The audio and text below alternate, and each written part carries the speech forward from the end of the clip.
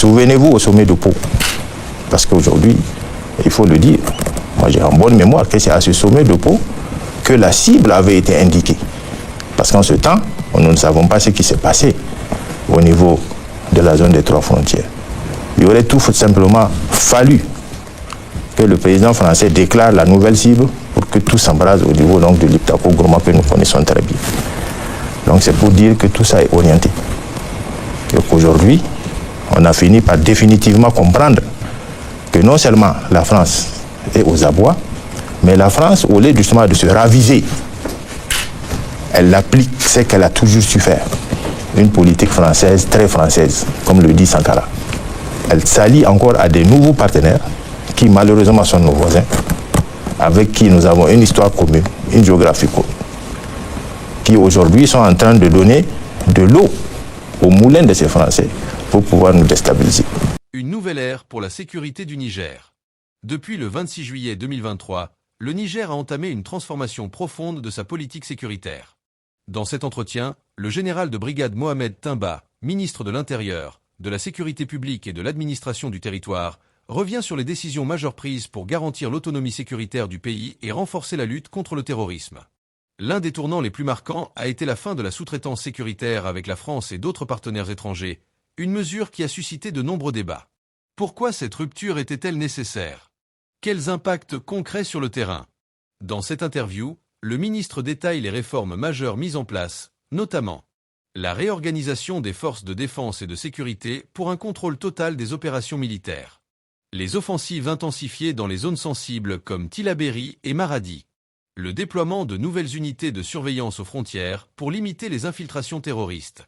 Ces changements marquent-ils un renforcement ou une fragilisation de la sécurité nationale? Restez avec nous, car le ministre répond sans détour aux questions clés sur l'avenir sécuritaire du Niger.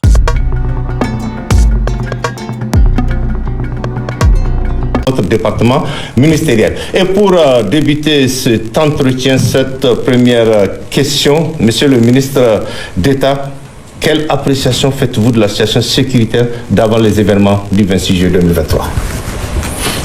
Merci à vous, c'est les journalistes, et à la RTN pour l'occasion que vous nous offrez, certainement de nous entretenir avec nos concitoyens sur les grandes lignes de la mise en œuvre de notre lettre de mission. De prime abord, je voudrais rendre grâce à Dieu qui a rendu cela possible aujourd'hui pour qu'on puisse vraiment rendre compte au peuple nigérien de ce que nous sommes en train de faire depuis bientôt 2 ans. Mes remerciements aussi vont au chef de l'État qui a placé cette confiance en nous, en ma modeste personne, pour animer les activités au niveau donc de ce ministère régalien. Je présente mes vœux en cette début d'année 2025, mes vœux de nouvel an à la population du Niger et à l'ensemble de l'espace AES. Je présenterai aussi mes condoléances aux victimes civiles et militaires, car nous savons effectivement que cette situation a posé beaucoup de désolation dans notre pays et dans notre espace. Et enfin, je salue la résilience du peuple, de la population, au sein donc de cette confédération AES. Pour revenir à votre question, comme vous le savez, la dégradation de la situation sécuritaire et la mauvaise gouvernance dans la gestion des affaires publiques étaient les préoccupations majeures qui ont conduit le CNSP à prendre le pouvoir le 26 juillet 2023. Je voudrais justement, pour qu'on puisse un peu cerner cette situation, essayer de parler d'avant 2023, relativement à votre question, de la situation à partir de juillet 2023 et de ce que nous sommes à partir d'aujourd'hui. Je pourrais dire que la situation dans laquelle nous étions avant le 26 juillet était une situation de sous-traitance sécuritaire. Pourquoi de sous-traitance sécuritaire? on va le voir. Et une sous-traitance que je voudrais situer à 2 niveaux.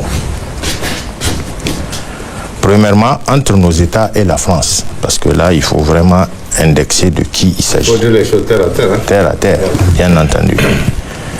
La France qui considère justement que nos armées locales ne peuvent plus résoudre le problème d'insécurité et qu'il faut absolument leur présence dans cet espace.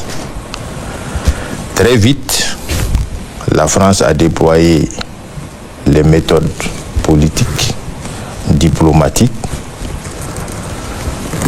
pour finir par convaincre l'élite d'antan qu'il fallait qu'elle s'installe dans l'espace AES, dans l'espace ouest-africain, dans le Sahel, pour soi-disant essayer de lutter contre le djihadisme.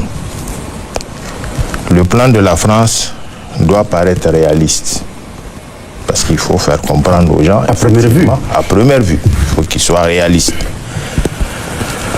Donc, vu le nombre de militaires annoncés qui devraient occuper l'espace AES, il semblerait qu'il y a un couac.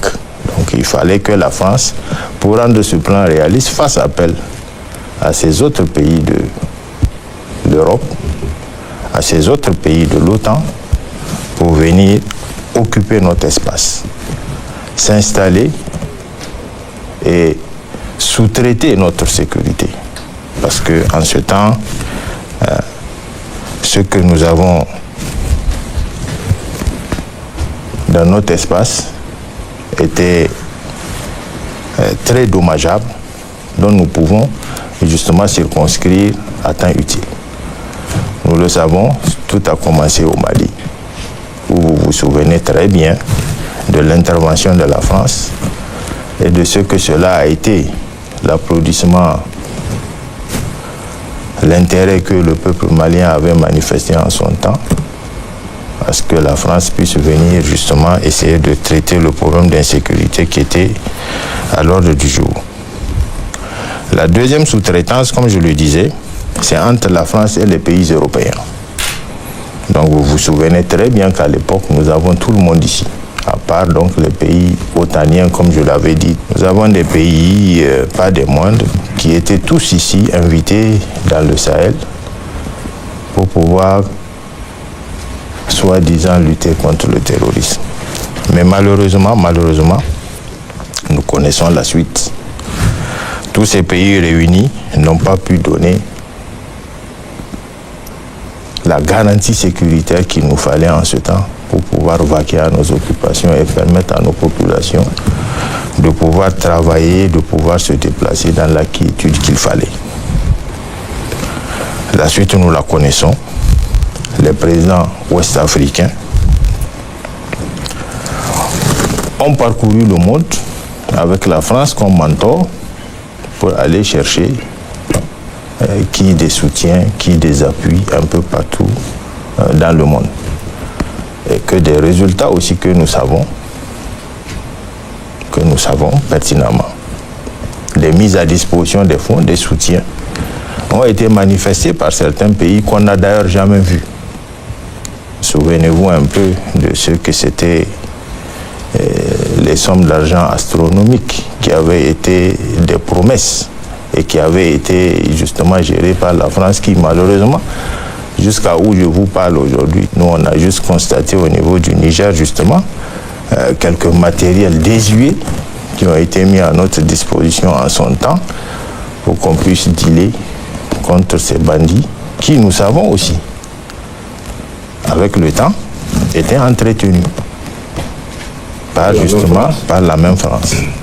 Nous avons un exemple ici, la situation à Chinogoda, on ne l'a pas oublié, les tueries d'Inates. Nous avons en mémoire la saison agricole hivernale 2023, où c'était des gens qui mouraient dans l'Anzourou pour le simple fait qu'ils sont allés au champ. Donc tout ça, nous les avons en mémoire. Nous, au niveau national, nous avons constaté à notre corps défendant que nous ne pouvons rien faire. Nous avons avec nous des acteurs qui se permettaient tout, qui souvent, quand on a demandé leur aide précisément à des endroits précis, à des attaques précises, ces gens ne bougeaient pas. Ils nous narguaient. Carrément, ils nous faisaient savoir souvent que la cible ne valait pas le prix de la munition qui allait être utilisée. Clairement, souvent, ils nous disaient que non, les messieurs qu'on est en train de voir n'ont pas des armes apparentes. Donc finalement, en fait, c'était des subterfuges, tous les arguments possibles pour ne pas agir. Nous l'avons compris. Nous l'avons vécu, et très mal vécu justement, à notre fort intérieur, pour que nous puissions réagir un 26 juillet. Ce partenaire était en train d'agir comme la souris, généralement, comme on dit, qui te mord et qui souffre sur la blessure. Donc c'est en termes imagés. Voilà ce que nous pouvons dire de cette coopération que nous avons justement avec ce partenaire français qui a fini par créer la désolation dans notre espace. Nous avons en mémoire, comme je le disais, les tueries de Inates, de Chinagoda, beaucoup de désolation dans nos contrées, dans nos régions, qui malheureusement ont fini par décider l'armée d'intervenir et d'arrêter ce désordre. La France, non contente de cette situation, s'était exclamée un coup d'État de trop. Qu'est-ce qui était de trop? Qu'est-ce que ça pouvait bien vouloir signifier un coup d'État de trop? Nous étions dans une situation où nous étions en train de perdre ce que nous avons de plus cher, qui est notre pays. Il fallait agir. Malheureusement, cette réaction n'a pas été du goût de la France. Elle a été chassée du Mali, elle a été chassée du Burkina, et elle devait être chassée du Niger tout naturellement, puisque c'est le même espace. Souvenez-vous au sommet de Pau, parce qu'aujourd'hui, il faut le dire, moi j'ai en bonne mémoire que c'est à ce sommet de Pau que la cible avait été indiquée. Parce qu'en ce temps, nous ne savons pas ce qui s'est passé au niveau de la zone des 3 frontières. Il aurait tout simplement fallu que le président français déclare la nouvelle cible pour que tout s'embrase au niveau donc de l'Iptako-Gourma que nous connaissons très bien. Donc c'est pour dire que tout ça est orienté. Et qu'aujourd'hui, on a fini par définitivement comprendre que non seulement la France est aux abois, mais la France, au lieu justement de se raviser, elle applique ce qu'elle a toujours su faire. Une politique française, très française, comme le dit Sankara. Elle s'allie encore à des nouveaux partenaires qui malheureusement sont nos voisins, avec qui nous avons une histoire commune, une géographie commune, qui aujourd'hui sont en train de donner de l'eau au moulin de ces Français pour pouvoir nous déstabiliser. Donc la situation que nous vivons en ce moment se voit ajouter d'autres menaces. Et d'autres menaces pas des moindres, parce que quand même quand c'est ton voisin lui-même maintenant qui se présente être un cheval de Troie et qui puisse permettre à certains de venir t'atteindre, là tu es obligé d'être vigilant à plus d'un titre. Donc nous constatons maintenant qu'il nous faut redoubler doublement de vigilance. Pour que la situation soit contenue, il faut faire preuve de vigilance. Des exemples vous ont été donnés ici à travers toutes les interventions de ceux qui sont en train d'être manigancés contre le pays. Ça, c'est ce qui concerne la sécurité. Sur le plan économique, on n'en doute pas un instant que des efforts sont en train d'être faits pour nous empêcher notre plénitude économique. Je salue toujours la résilience de ce peuple nigérien qui a compris les enjeux qui sont là, qui sont les nôtres, et qui a compris l'objectif de cette lutte, qui est ni plus ni moins une lutte de libération. Essayer d'affirmer notre souveraineté et de pouvoir vraiment nous développer avec nos propres valeurs. Et c'est de ça qu'il s'agit. Donc, très vite, nous l'aurons compris, et mieux ça vaut. Donc voilà la situation dans laquelle nous sommes en ce moment. Et compte tenu de cette situation, nous avons les orientations justement et la vision du chef de l'État, le président Tchadi, qui se décline en 4 axes. qui sont donc dans un premier temps le renforcement de la sécurité et de la cohésion sociale. Le deuxième axe qui est la bonne gouvernance. Le troisième axe qui est le développement des bases de production et la souveraineté économique. Et le quatrième axe qui est l'accélération donc des réformes sociales. Compte tenu de cette vision, des lettres de mission ont été assignées aux différents ministres. Pour ce qui concerne l'intérieur, nous en avons une lettre qui comporte 11 points. 11 points clés où nous nous efforçons tous les jours de travailler au quotidien, donc depuis ce 26 juillet, pour pouvoir rendre viable, pour pouvoir s'acquitter de la tâche, pour pouvoir vraiment refonder ce pays, transformer ce pays au bénéfice donc de cette population nigérienne. Oui, monsieur le ministre d'État. À travers cet entretien, le ministre Mohamed Timba a dressé un bilan clair des efforts déployés pour garantir la sécurité du Niger sans dépendre d'acteurs étrangers. Les opérations militaires intensifiées et le déploiement stratégique des forces de sécurité montrent une volonté ferme de reprendre le contrôle total du territoire. Cependant, cette transition pose des défis majeurs. Les forces nigériennes sont-elles suffisamment préparées pour assurer seules la sécurité? L'intensification des opérations militaires suffit-elle à enrayer la menace terroriste? Les nouvelles stratégies de surveillance aux frontières seront-elles efficaces à long terme? Le ministre insiste sur la nécessité d'une mobilisation nationale et d'une vigilance collective pour consolider ces avancées. Il assure que l'État poursuivra ses efforts pour garantir une souveraineté sécuritaire durable et ne laissera plus jamais la gestion de sa sécurité à des forces étrangères. Le Niger a fait un choix audacieux, mais les résultats devront encore faire leurs preuves. Restez connectés, car cette restructuration sécuritaire pourrait bien redéfinir l'avenir du pays et influencer la politique régionale,